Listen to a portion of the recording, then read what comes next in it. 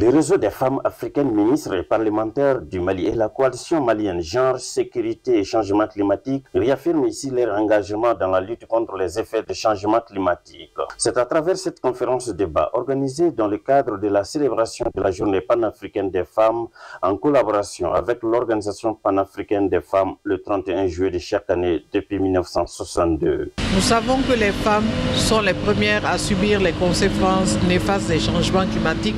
Donc, comment les aider, comment les accompagner dans ce combat? Mais il est important de souligner que les femmes elles-mêmes sont des femmes résilientes pour la plupart.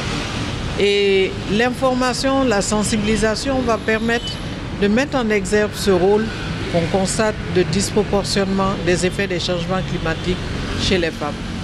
Et grâce à des occasions pareilles, nous allons sensibiliser les femmes au niveau national, comme c'est le cas aujourd'hui, mais nous avons également eu l'opportunité de sensibiliser les femmes au niveau local. C'est une cause juste qu'elles sont en train de défendre actuellement quand on parle de justice climatique. Si on parle de changement climatique, c'est les femmes et les jeunes qui sont les principaux victimes des aléas néfastes des changements climatiques.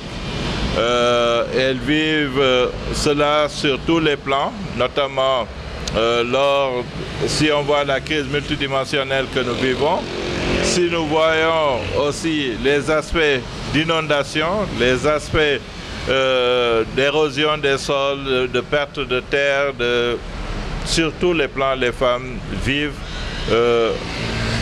vraiment la crise climatique. L'objectif est de trouver des solutions urgentes au dérèglement et à la justice climatique pour les femmes qui sont les plus exposées aux inégalités et aux conséquences du réchauffement climatique. Les femmes face au défi de la justice climatique. Donc il s'agit à travers cette conférence-là d'informer, de sensibiliser non seulement les femmes, mais tous les autres acteurs sur l'importance de la justice climatique aujourd'hui. Et ce n'est rien d'autre que l'égalité que nous recherchons. Et chaque fois qu'il s'agit de chercher des solutions pour résoudre les crises qui sont liées à l'environnement.